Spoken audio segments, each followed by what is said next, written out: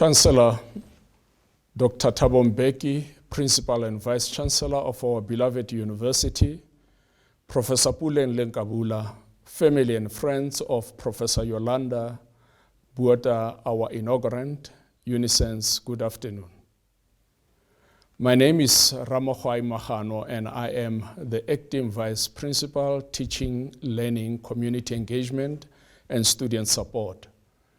On behalf of the University Council and the Principal and Vice Chancellor, Professor Pulen Lenkabula, it is indeed with the greatest of pleasures that I welcome you all to this inaugural lecture, which is hosted online due to the restrictions imposed on our lives by the COVID-19 pandemic. Nonetheless, we want to appreciate the inaugurant, Professor Yolanda Botha, for attaining the pinnacle of academia, the professorate. Today, we are delighted to have the opportunity to listen to the story of her academic journey to this end. Ladies and gentlemen, it is also important for me also to recognize and appreciate the presence of colleagues from the College of Human Sciences and the broader university community. In particular, it is my singular honor to acknowledge and appreciate the presence of Professor Khomotso Masemola, the Executive Dean of the College of Human Sciences, who will introduce Professor Botha in a somewhat detailed manner. Subsequent to the lecture presented by Professor Botha, Professor R. Barker, a senior academic in the Department of Communication Sciences, will give a response. Ladies and gentlemen, I will be falling short of my responsibilities if I do not recognize and welcome Professor Botha's family, members, friends, and associates to this important lecture, who in one way or another may have contributed meaningfully towards her academic journey. Please know that you are heartily welcomed. While this lecture is important to Professor Botha, I believe it is equally important to you, for it gives you the opportunity to see what your support and encouragement have yielded over the years. One of the primary responsibilities of a university such as ours is to play a primary role in knowledge creation and advancement, which contribute meaningfully to the growth and enhancement of the country's economy. And to that end, we are reliant on the research prowess of the professorate to attain that. That is why we are so excited when a colleague such as, in the case of Professor Botha, attained the rank of a full professor. Ladies and gentlemen, it is now my privilege to request Professor Masemola to introduce Professor Botha.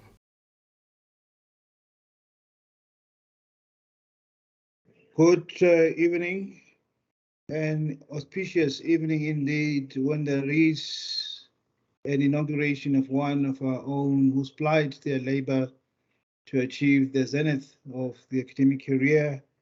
And we're seeing this event, this one timely event, is the acting Vice Principal for Teaching and Learning, Community Engagement and Student Support here at UNISA, Professor Solomon Ramohwai Mahano. I would also like to acknowledge and welcome, recognize even members of the executive management of the College of Human Sciences at UNISA, particularly the school director of the School of Arts, under whom the Communication Science Department resorts, and there will be Professor Mpho.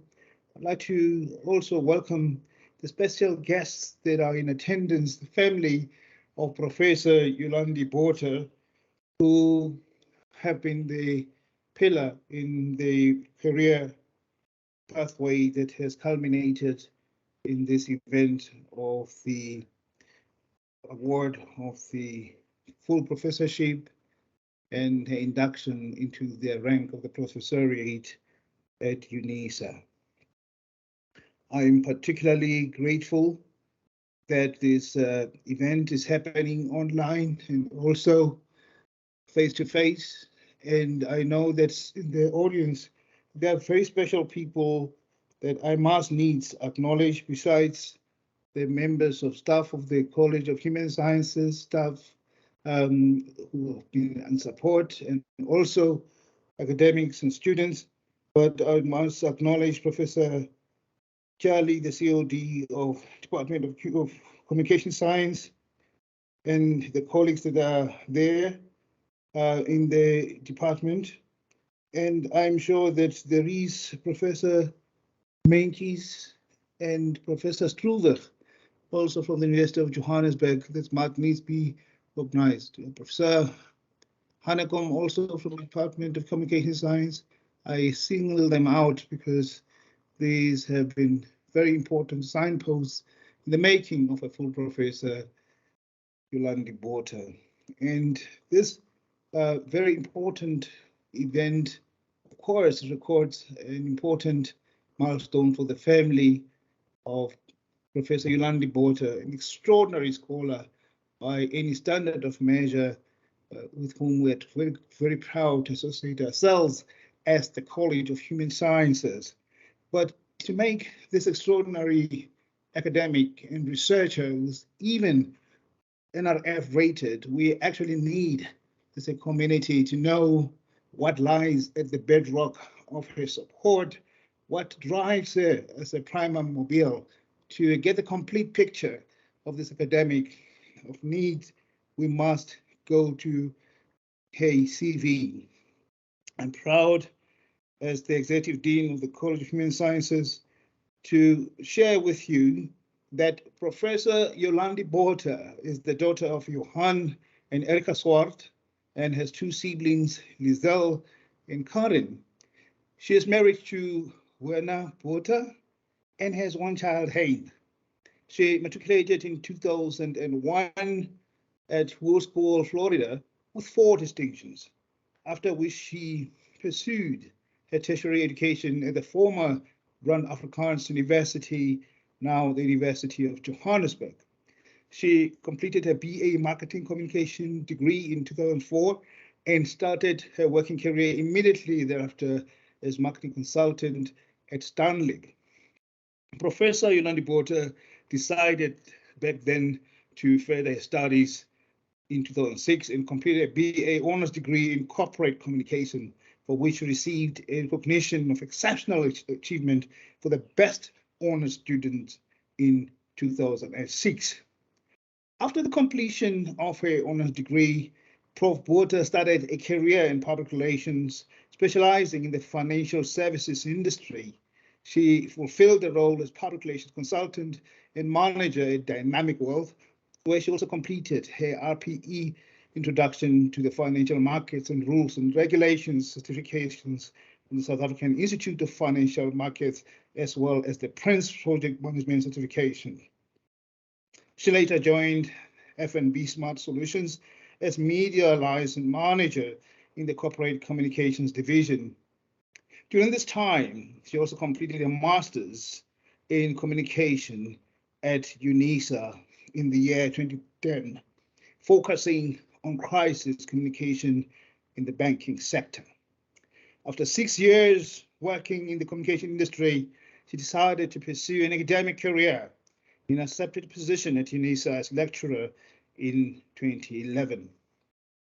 In this role, she completed her doctoral thesis at UNISA in 2013 that focused on developing an organizational stakeholder relationship model for building stakeholder partnerships from a corporate communications perspective. She was promoted to senior lecturer in the year 2014 and associate professor in the year 2016.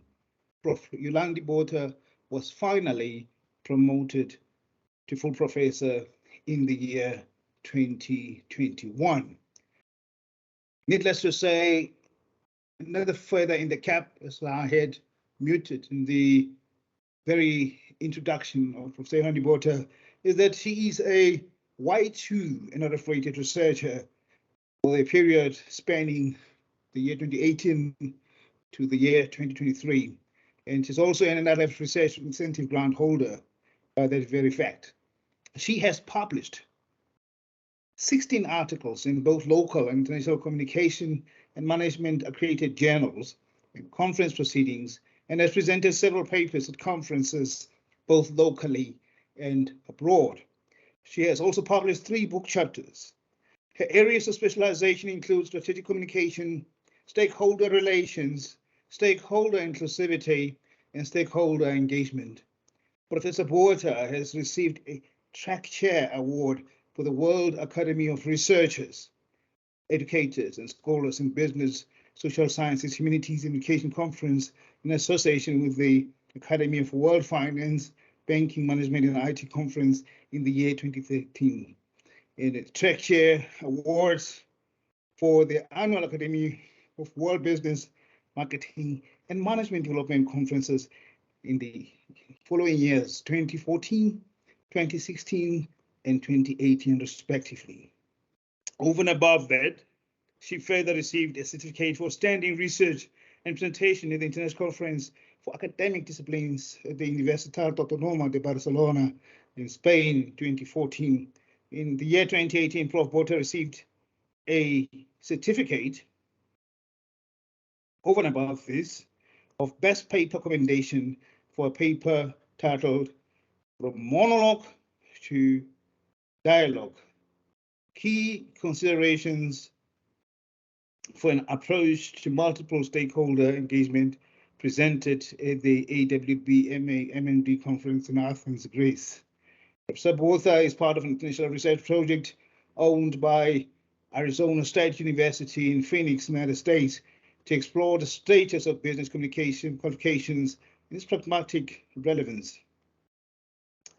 She has also recently joined the South African team of a funded research project to explore media ownership hosted by Carleton University in Canada, which is a data-driven analysis of global media ownership trends and their drivers from scholars around the world.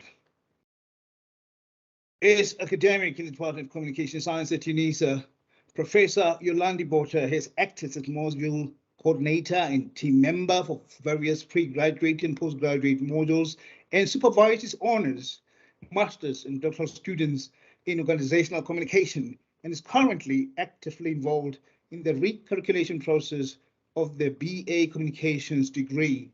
Professor Yolandi Botha initiated the development of a fully online short course in 2015 at UNISA, customized to the South African context, that aims to equip students with stakeholder relationship building skills in alignment with the King Report on corporate governance.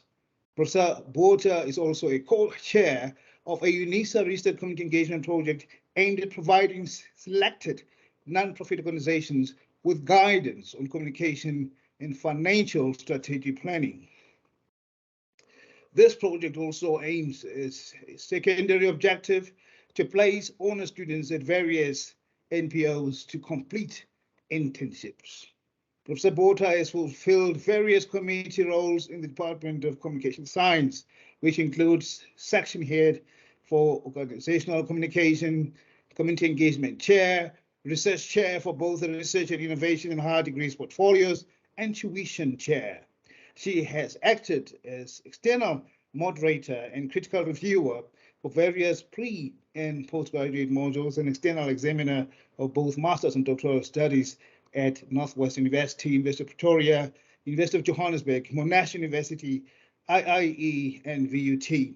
Professor Botha regularly acts as a reviewer for articles submitted for publication, consideration in Communicare, and also the Journal Communicatio, the European Management Review Journal, the SA Business Review, Management Dynamics, the International Journal of Strategic Communication, and Journal of Organizational Change Management. Professor Botha has also completed various courses during her time at UNISA, amongst others, the Advanced Short Course in Conduct Outcome-Based Assessment in Higher Education and Open Distance Learning, Introduction to Research Ethics, and the CITI Human Research IRB. Also, Social Behavioral Research Certification offered by Arizona State University in the United States of America. Professor Botha is an active member of several communications associations, including the Academy of World Finance, Banking, Management, Information Technology, the South African Institute for Management Sciences, SAIMS, and the Association of Business Communication in the International Communication Association, ICA. As a member of these associations, she acts as evaluator for papers, track chair, and assists with marketing of conferences. Professor Botha serves on the editorial and reviewers board of the Athens Journal of Mass Media and Communications, an e-journal hosted by Athena. She's also part of the editorial advisory team of the Journal of Management and World Business Research in Perth, Australia. Taken together, all of these outstanding achievements on which her professorial record is built, I am proud to introduce Professor Yolandi Botha, who is going to be giving a similarly scintillating address to all of us based on the topic, Vice Chancellor, that reads the strategic communication professional's role in enhancing social organizational credibility, an omnidirectional and diachronic process from a network perspective. Professor Magano, acting DVC for teaching and learning, members of the university community, students, family, I am proud to introduce to you none other than Professor Yolandi Botha. Thank you.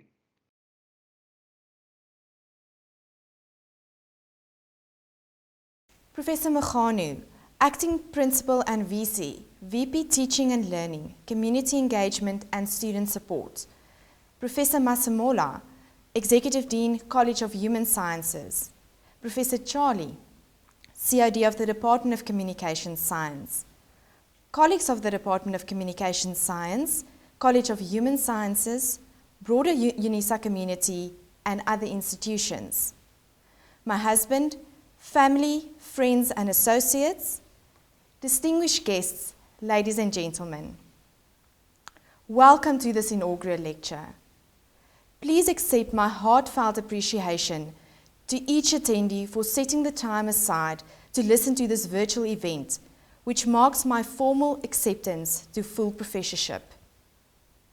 I am truly humbled by your presence and grateful for UNISA's recognition to this professional rank.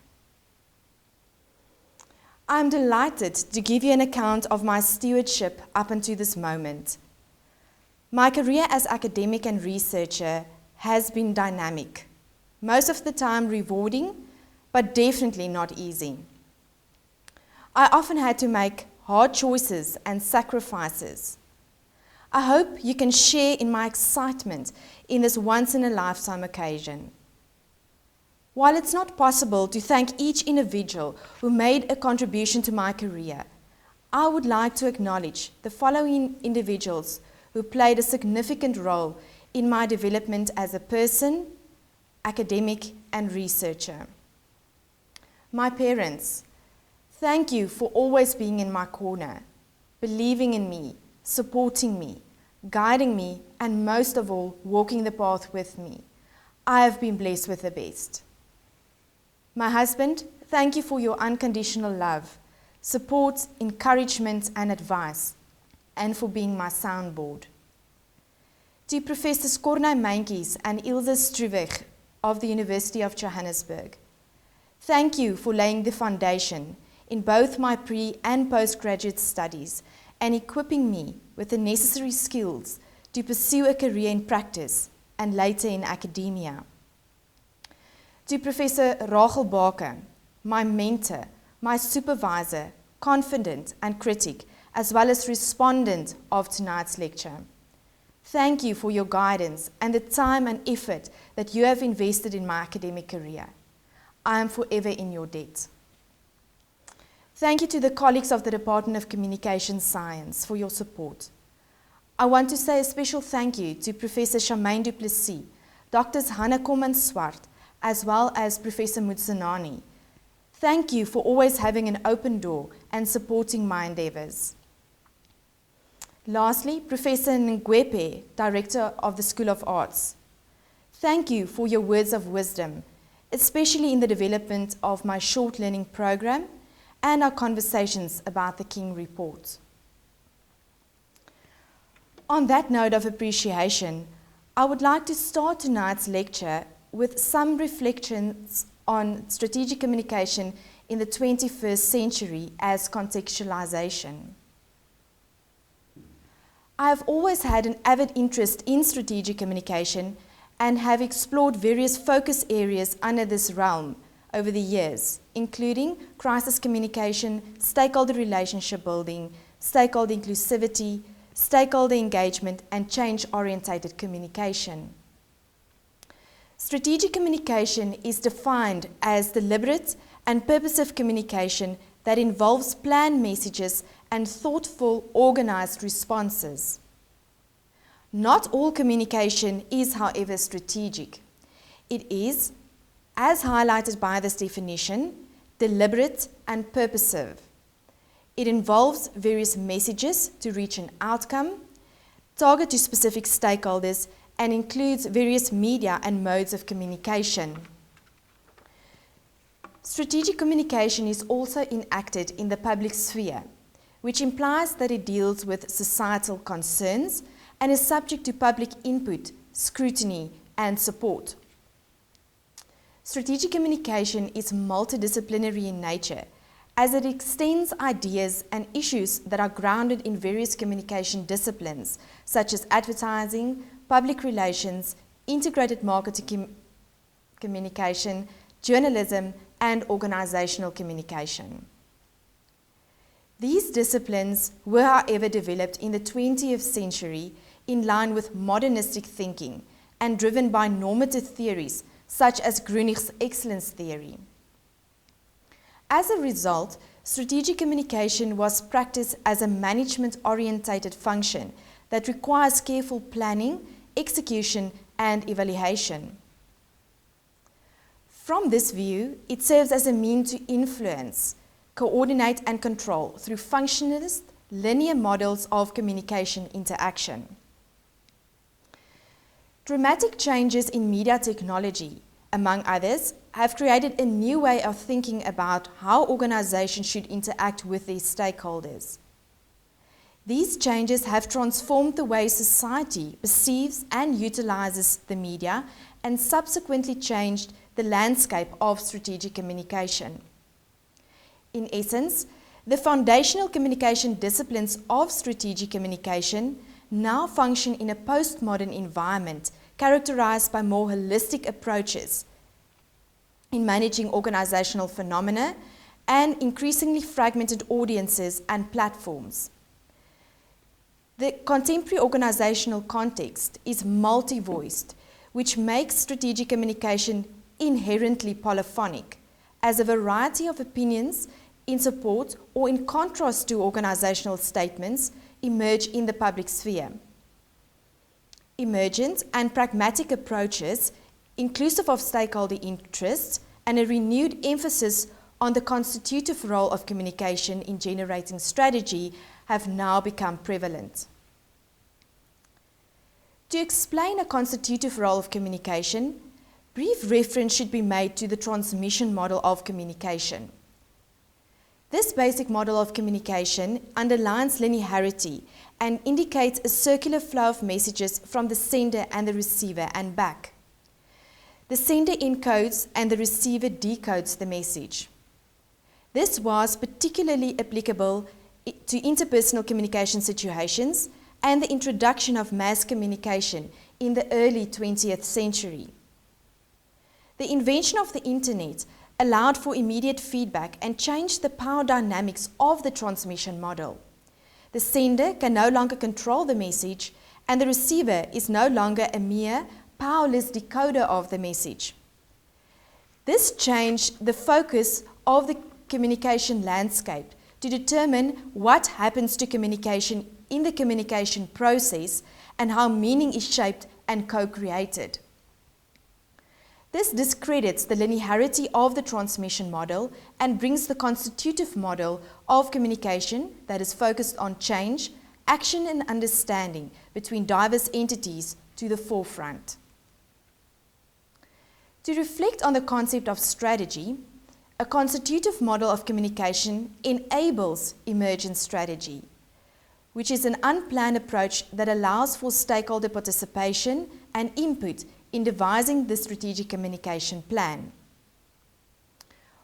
Once such a plan has been devised, intentional, planned approaches remain relevant for implementing and measurement of the strategy. Therefore, it's argued that the strategic communication professional should utilize a combination of emergent and intentional approaches in devising, implementing, and evaluating the communication strategy. Now, based on this overview, the rationale and need for the topic addressed in this lecture, which aims to highlight the role of strategic communication in building organizational credibility, it could be argued that we no longer live in a society that exists with the media. Society now operates within the media. Social media, specifically, have grown exponentially as information source over the past decade. It's the most popular information platform for individuals who seek information or would like to change information to foster relationships.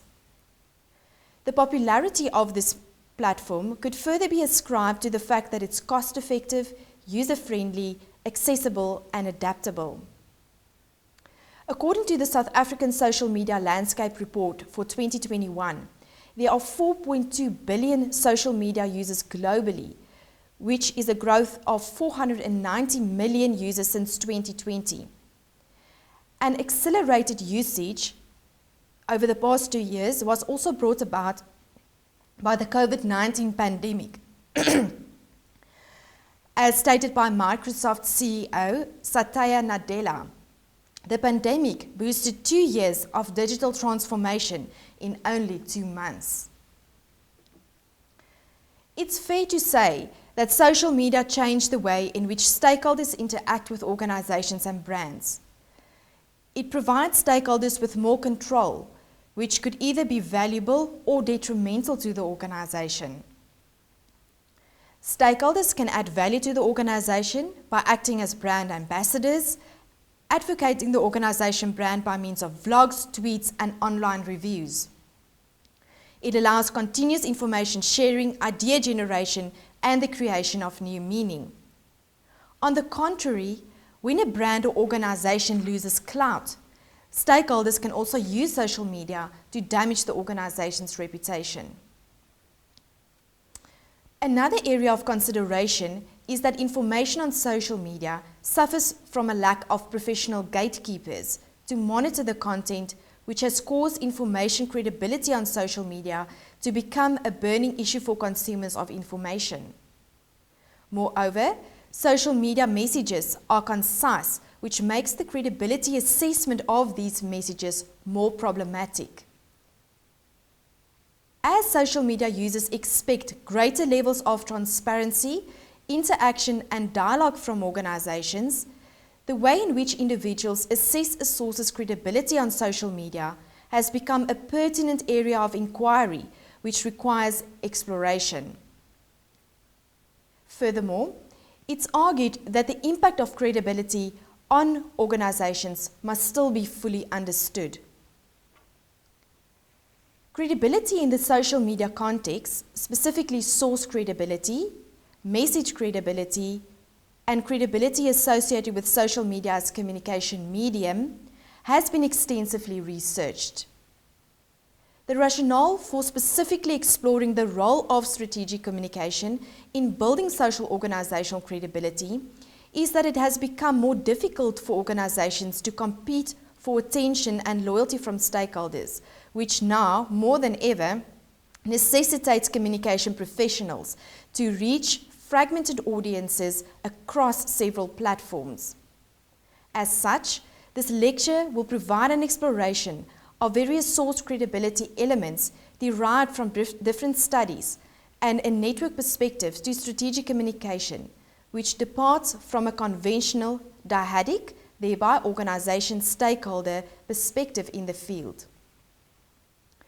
To address these gaps in the literature, the lecture aims to address two research questions. Firstly, what constitutes social organizational credibility? Now, this will be done tonight by exploring both source and organizational credibility literature to identify foundational and organizational credibility elements in the social media context to build forth to a new concept, namely social organizational credibility. Once this grounding has been established, the lecture will further aim to answer what is the role of the communication professional then in enhancing social organizational credibility. This question will be addressed by uniquely approaching strategic communication from a network perspective as an omnidirectional and diachronic process. It should be noted that the discussion tonight is not concerned with dissecting the stakeholder landscape that is affected by an organization's social media messages, but to enhance the organization's social media credibility among the organization's stakeholders in general as users and receivers of social media messages. In this regard, strategic communication serves as a new way of thinking about an organization's stakeholders and its communication in a holistic fashion. The term credibility is often associated with reliability, trust, believability, accessibility, and openness. It's argued that credibility is a perceived quality that individuals construct based on the interaction of various factors. Differently put, credibility is a perception. It's not an intrinsic quality within a channel or a source. From this perspective, credibility could be equated with perceived credibility. Credibility could also be divided into source credibility and message credibility. In the context of this discussion, source credibility relates to the characteristics of the communicator, in this case the organization, that will influence the receiver's acceptance of the message. This lecture is built from the perspective that message credibility, in other words, the level of credibility that the individual attaches to the message, and source credibility are intrinsically linked. However, when individuals trust the source, their perception of risk for the content will decrease and they will be able to benefit more from the content. In this way, individuals attach more importance to information provided by a trusted source. From this viewpoint, it is accepted that source credibility enables message credibility and could also be regarded as its precursor. This lecture will explore source credibility as a starting point, and elements related to the actual content of the message on social media is beyond the scope of this exploration.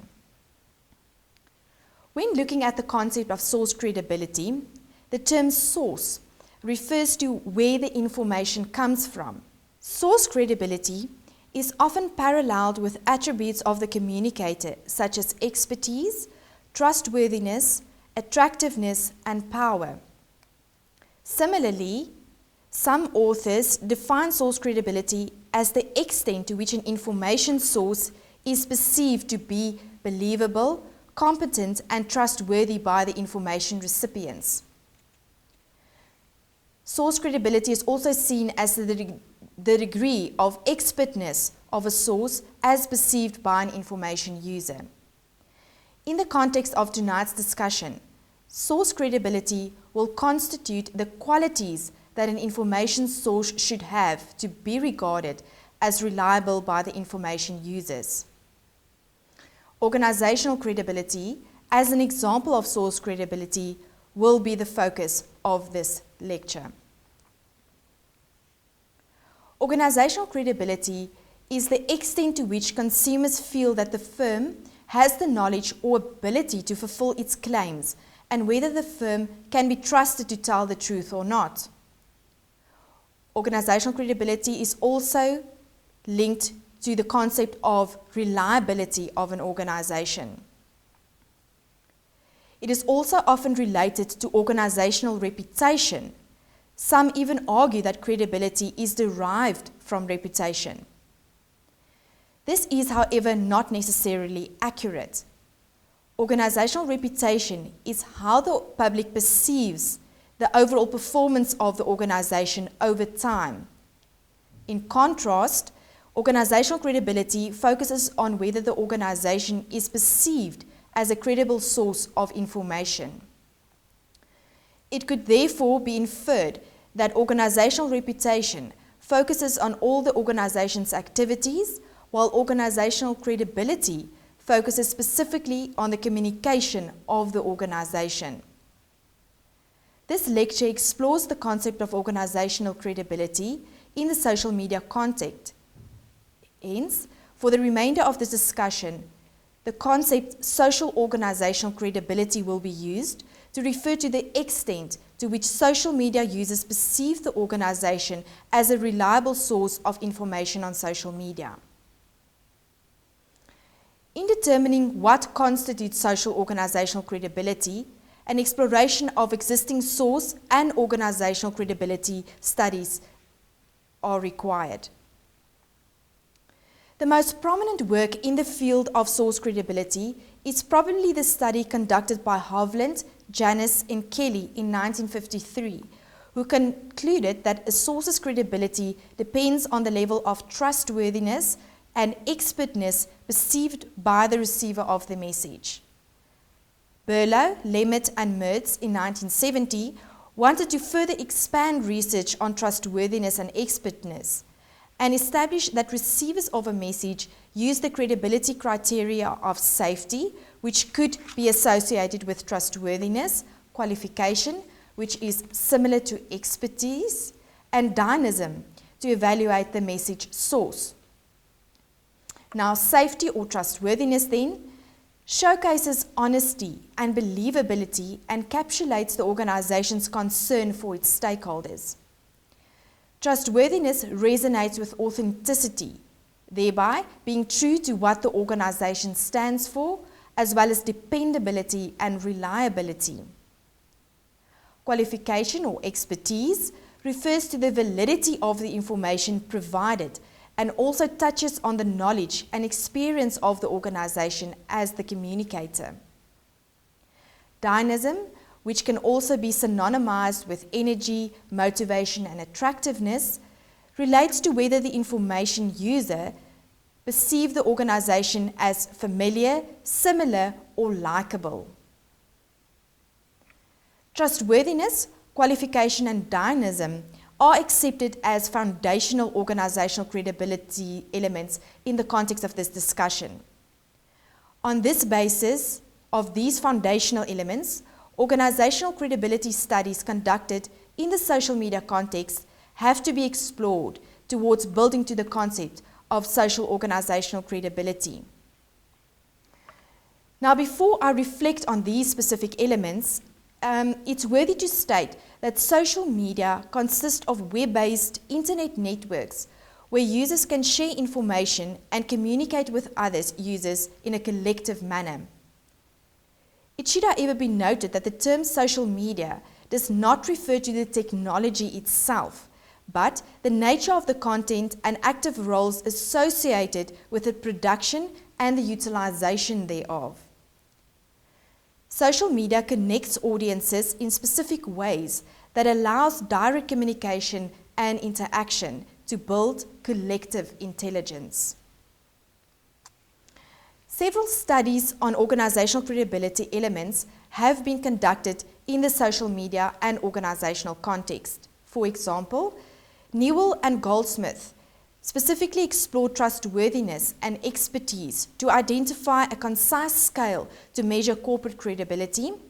Westerman and colleagues concluded that cognitive elaboration is a mediator in the relationship between recency of organizational updates on social media and credibility. And Kim and Brown focused on exploring the credibility of social media as communication platform. Now, the exploration of these credibility and other studies in social media indicated that the foundational organizational credibility elements mentioned earlier remain crucial in the social media context. In addition to these, further elements that have been identified in the social media context are homophily, personable interaction, invitational rhetoric, high issue involvement, and recency of information. Homophily refers to the level of perceived similarity a message receiver attaches to the message source. It's argued that message receivers tend to expose themselves to sources that are similar to them. In the social media context, users tend to share the experience of an organization, service, product, or brand that are similar to others' experiences. Personable interaction. Social media users tend to regard an organization as more credible when they interact and relate in a personal manner, which showcases transparency and altruism. It's important that organizations humanize communication then. Invitational rhetoric refers to respecting others' inputs. Organizations should not drive the conversation, but remain true to the purpose of social media, that is, social interaction. Organizations should respect others' inputs and build understanding. High issue involvement. This points to the organization's awareness of and involvement in topical issues. Recency of information. This element highlights that an organization's credibility could be increased by regular updates of information. In addition to these elements, I've identified two other elements that have not necessarily been explored in a credibility or social media context, which includes electronic word of mouth, as well as the organization's followers and connections, which would include associations with social media influencers and experts, and will also be accepted as social organizational credibility elements. E-word of mouth about the organization or the organization's products and or services could have an impact on its credibility. The reviewer should, however, have expertise in the field in order to influence the organization's credibility. E-word of mouth could also relate to homophily. Social media users with high homophily partake in e-word of mouth with other social media users. It is further proposed that the followers and connections that the organization have on social media could have an impact on its credibility. This especially includes connections with social media influencers or SMIs, which could include brand ambassadors, celebrities, or regular people who have become well known due to a specific stand, which makes them prominent. Many organizations have seemingly identified these SMIs as intermediaries as they provide access to and influence hard-to-reach stakeholders. Furthermore, these followers and connections also include associations that the organization have with experts in the field, especially when topical issues are being debated. So in summary, for the purpose of this discussion, social organizational credibility is comprised of trustworthiness, qualification, dynamism, homophily, personable interaction, invitational rhetoric, and recency of information. It will also necessitate a cognizance of the organization's e-word of mouth as well as its followers and connections. In my exploration of these elements, I've also come to realize that the foundational organizational credibility elements and the organizational elements related to the social media context resonate with one another. Trustworthiness and qualification resonate with the organization's followers and connections, the recency of information, and awareness of topical issues. The familiarity and likability that a person experiences with an organization could be aligned with the notion of homophily, where the social media users share its experience of an organization with other social media users that are alike. This, in essence, could stimulate e-word of mouth about the organization. Now that we have a better idea what constitutes social organizational credibility, the remainder of this lecture will focus on addressing the second research question to highlight the role of strategic communication to enhance social organizational credibility, with reference to accepting it as an omnidirectional, diachronic process and the integration of a network perspective. As emphasized in the introduction to this lecture, the contemporary interactive, multi-voiced organizational context requires a replacement of the conventional definition of strategic communication as purposeful communication to achieve the organizational mission. Drawing from Grunig's 4 models of public relations, strategic communication should be conceptualized as engaging in asymmetrical information sharing and communication with stakeholders, which implies a model that is research-based and places the creation of meaning and dialogue as the principal objective instead of persuasion. This moves beyond two-way communication that focuses on collective meaning construction and suggests that communication in the context of strategic communication should be accepted as omnidirectional and diachronic.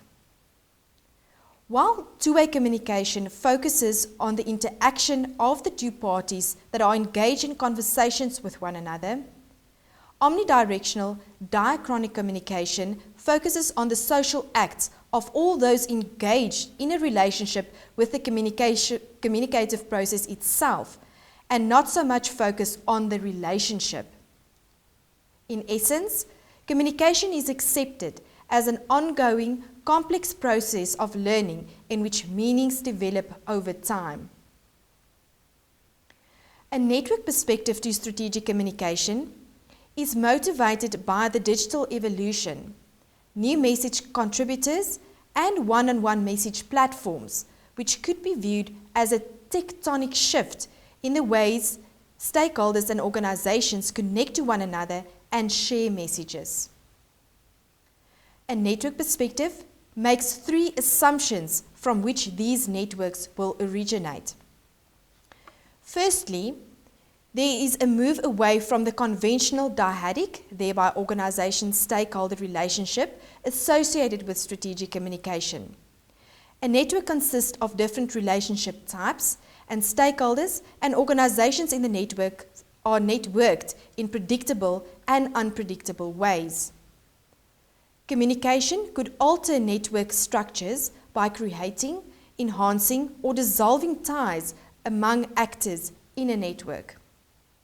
Secondly, it accepts organizations as open systems that are responsive to the changing organizational environment, including changes in the opinions and preferences of stakeholders. It assists in moving away from the linear organization-stakeholder relationships.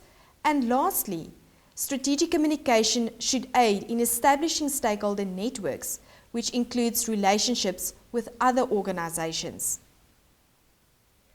When studying a network perspective, the literature distinguishes between genesis networks, which includes activity coordination, affiliation, and representation networks, and consequence networks, namely flow, affinity, and semantic networks. Genesis networks are established to influence other network dynamics.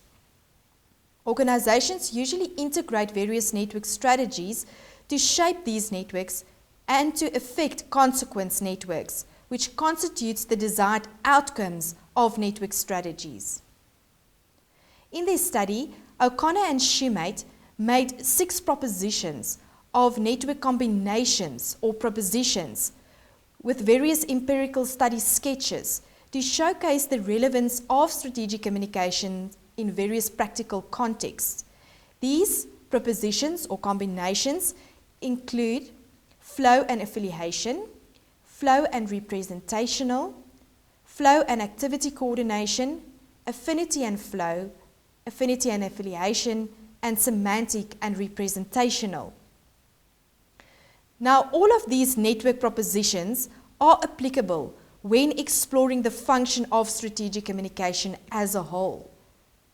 This lecture, however, specifically draws from the propositions of flow and affiliation networks and affinity and flow networks to emphasize the role of strategic communication in enhancing social organizational credibility while enacting strategic communication as an omnidirectional diachronic process. Now, before I elaborate on these selected network combinations or propositions and its application, I want to briefly define the two consequence networks, namely flow and affiliation networks, and the one genesis network, affinity network, as individual networks for some context. Flow network is the transmission of messages among actors of a network. For example, word of mouth. These networks could decay rapidly and require a continuous transcending of new messages and often serve as starting point for affinity and semantic networks. An affiliation network constitutes the communication that establishes, sustains, and changes relationships with each of its members. This is not just limited to memberships. It points to participation, this a strong belonging to the organization. An affinity network is a socially constructed relationship that has either a positive or negative value. For example, stakeholders' perceptions about an organization. These networks do not decay as quickly as flow networks, and it evolves over time.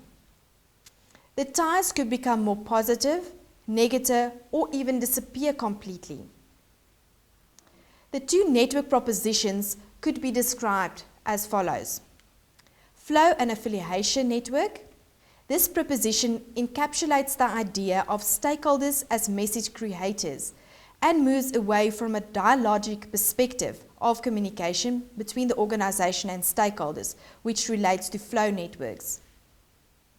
The outcome of an organization's engagement strategies depend on the pre-effort state of the affiliation network, the complexity and efficiency of the organization's strategies to alter the affiliation network, and the impact of other organizational actors' network strategies. An affinity and flow network combination could be valuable in establishing what stakeholders' perceptions about the organization are and their consequent behavior. A network perspective has the potential to capture positive and negative relationships as an affinity network, which includes relationships between stakeholders and organizations and among stakeholder groups. Affinity network ties do not decay quickly and could be altered in various ways. Organizations use communication, which is then flow networks, to influence affinity networks. Since flow networks deteriorate rapidly, communication has to be consistent and continuous.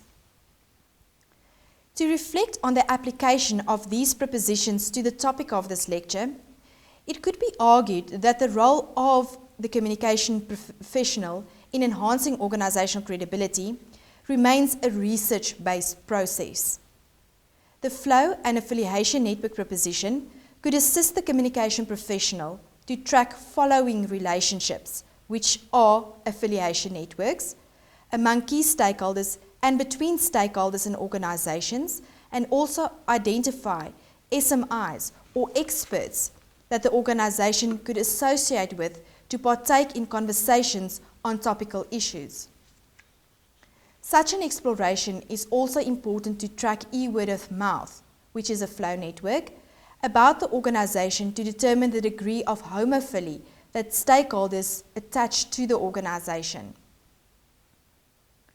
The affinity and flow network proposition could aid in determining perspectives about the organization and whether these perspectives have to be strengthened or altered. Ideally, this could be used to explore the relationships that the organization have with stakeholders across various social media platforms by measuring the frequency and consistency of communication with stakeholders, but also to take stock of the number of impressions that the organization's post generated. Therefore, it could be established if there are actual engagement, thereby the followers that commented and replied to the organization's posts. Arguably, high level of engagement could point to high social organizational credibility. Communication strategies could, in turn, also be employed based on the analysis to alter, maintain, or strengthen these relationships. Ultimately, to realize these network propositions in the context of social media, strategic communication should be accepted as an agile management process in which the focus is on feeding the arenas in which meanings are presented, constructed, or reconstructed for strategy building and strategy implementation, and on testing decisions by presenting and negotiating these in a continuous loop. In conclusion, with this lecture tonight, I aim to showcase the importance of strategic communication in building social organizational credibility by drawing from a postmodern context. Strategic communication research such as this, that is in line with the interactive contemporary society, is, I believe, of paramount importance to increase the uptake of such approaches in practice. The theoretical propositions made tonight will require further empirical research by means of A social network analysis to measure the proposed social organizational credibility elements, and B, a qualitative exploration with communication professionals to build towards a framework of enhancing social organizational credibility that holds pragmatic relevance. Thank you once again for your time to attend this important milestone in my academic career. I hope to build forth on this basis in my next phase towards improving my current NRF rating. Thank you.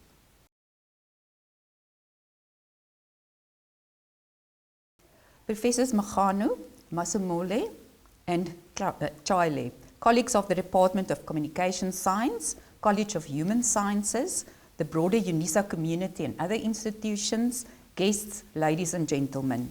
It is with great pleasure and an honor to respond to my prestigious and respected colleagues' inaugural lecture. Myself and Professor Botha has known each other for many years. First as a supervisor for a master's degree, which he completed in 2010, then as one of my mentees and colleagues from 2011, and as supervisor for her doctoral degree, which he completed in 2013. Since day one, we had an academic connection, and I had the privilege to see her develop into an established researcher and academic. And it was indeed an exciting journey, where the mentee eventually became the mentor that could benefit many other people in future. Professor Botha, I'm indeed humbled, extremely proud of you, and I'm looking forward to witnessing all your achievements still to come. My response today focuses on her main contributions. Firstly, in her contextualization on the different communication viewpoints in the 21st century, she convincingly addresses the most relevant notions focusing on the central role of stakeholders in strategic communication. She argued for the need to move from the functionalist, management-induced practice of strategic communication in line with modernistic thinking towards a more deliberate, holistic approach to cater for the polyphonic, multi-voiced organizational context in a postmodern environment characterized by more emergent approaches in managing organizational phenomena and increasingly fragmented audiences. This argument is supported by the increased research emphasis on the main premises of metamodernism, originally coined by Zavarzadeh as early as 1975. In 2010, the theorists Vermeulen and van den Akker brought the concept to the fore as an inter- and multidisciplinary worldview, which was further refined by Meyer and Barker in 2021 as an intervention in the postmodernism debates that conceptualizes the epistemology and ontology of metamodernism in relation to modernism, the faith in human ability and belief that grand theory represents knowledge, and postmodernism, belief in faith, trust, dialogue, and sincerity, questioning the so-called truths of modernism. As a both-neither approach, which is seen as simultaneously modern and postmodern, as well as neither of these.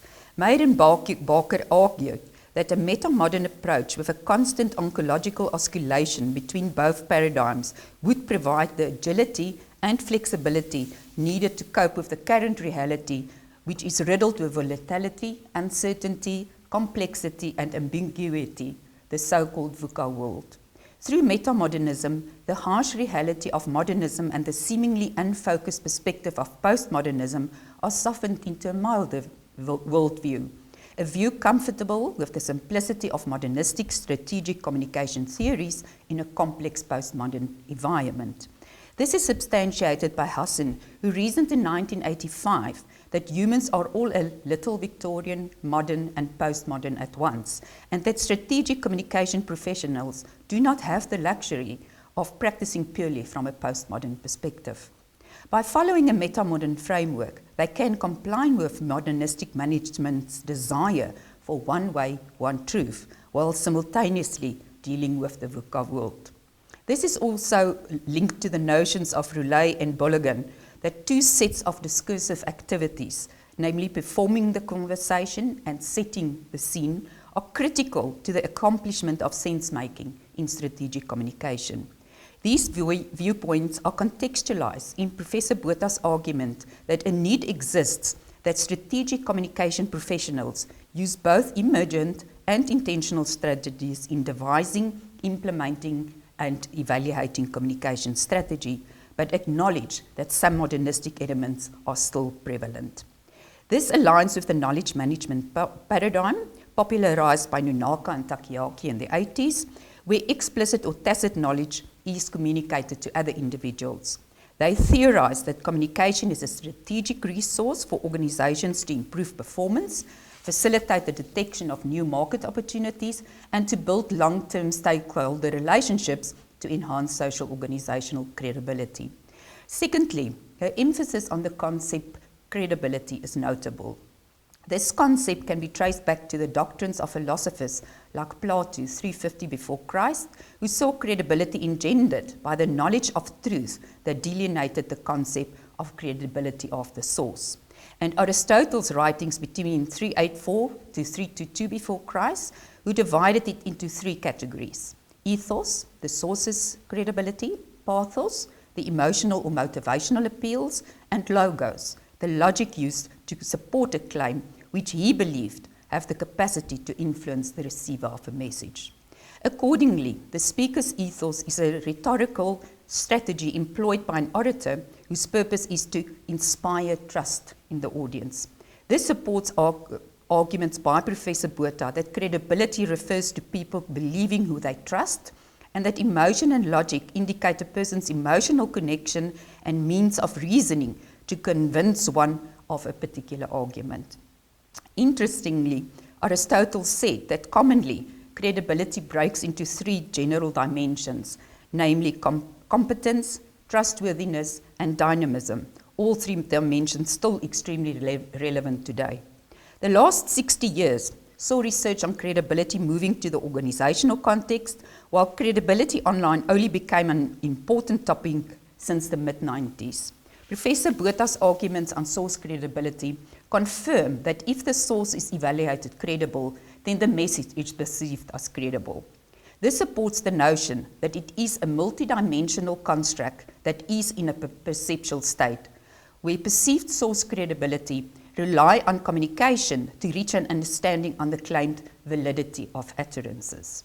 The construct validity of utterances relates back to Habermas's viewpoint 3 decades ago, that it depends on 4 communicative presuppositions, namely truth, sincerity, appropriateness, and understandability of communication. The underlying connotation of this is, ladies and gentlemen, reflected in Professor Botha's focus on the newly structured social credibility elements, namely trustworthiness, qualification, dynamism, homophily, personable interaction, and recency of information.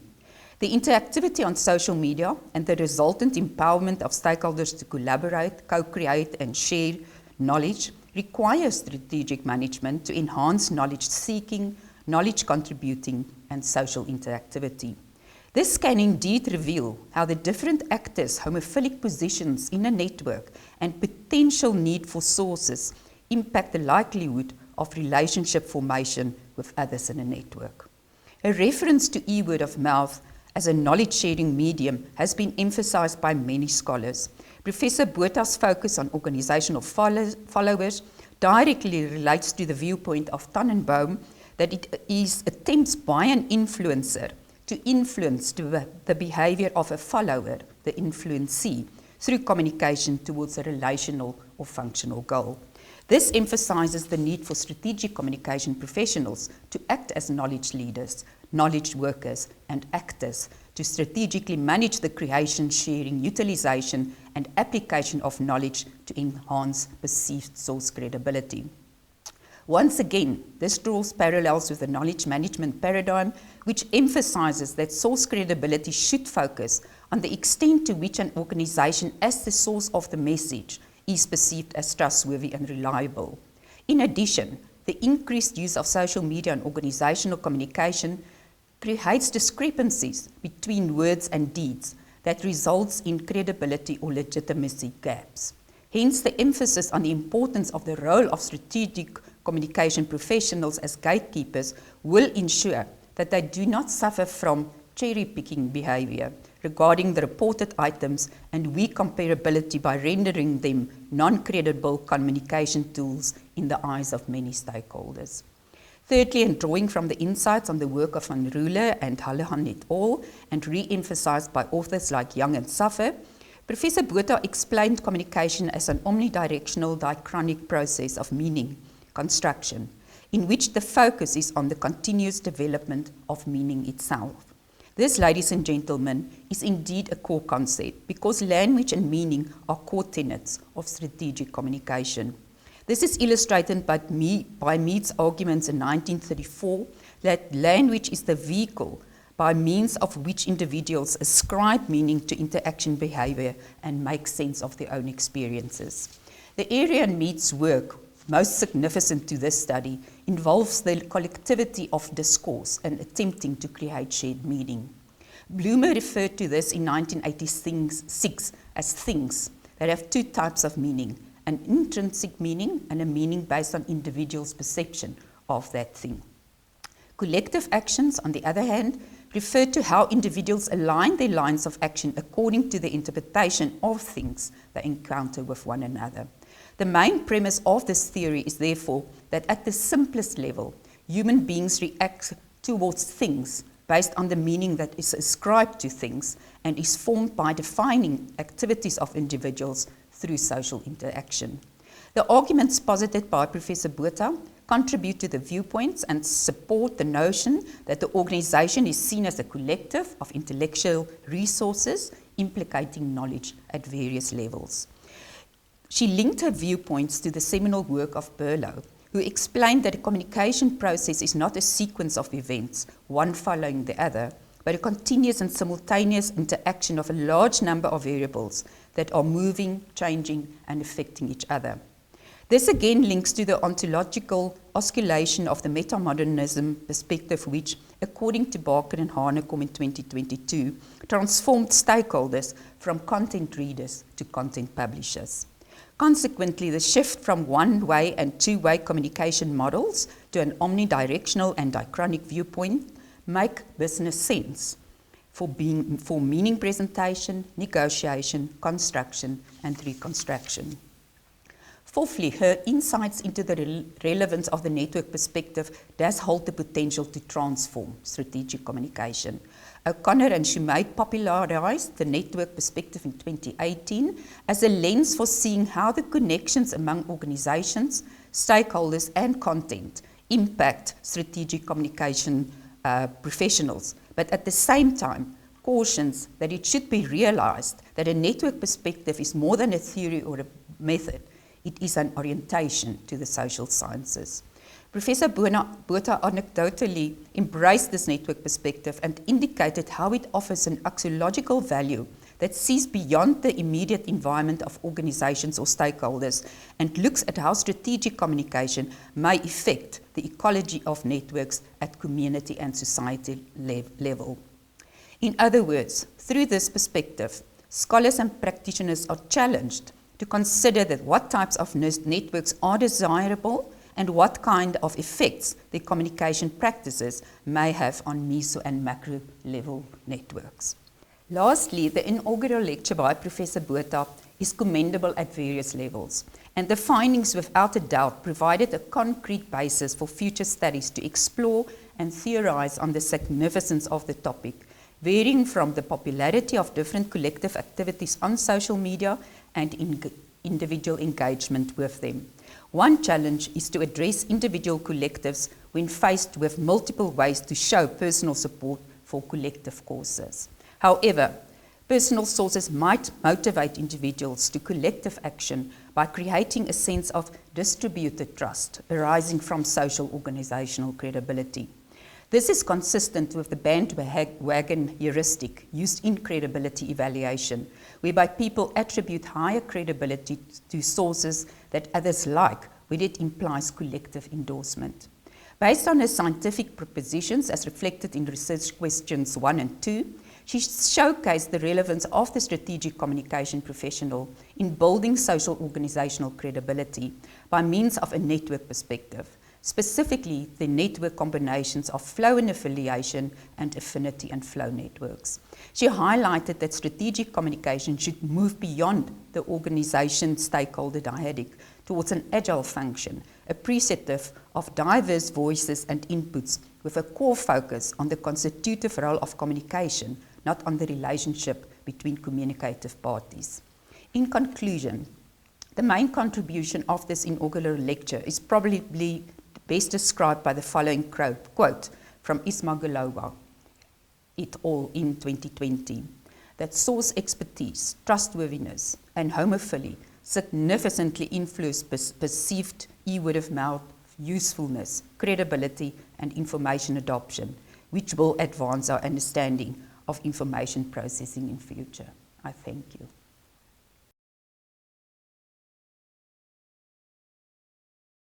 Ladies and gentlemen, as we come to the end of the proceedings, it is proper that we express our gratitude and congratulations to Professor Yolandi Botha for a well-presented inaugural lecture.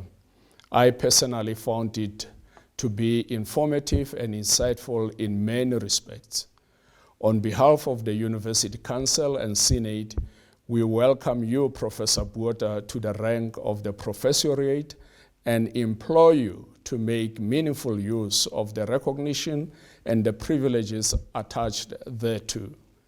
It is a reasonable expectation from us to expect more and more research publications and more master and doctoral candidates being completed through your supervision.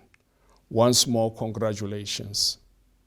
Ladies and gentlemen, as we conclude the proceedings, may I request you to join me as we congratulate Professor Botha by writing congratulatory messages on the chat platform. I thank you.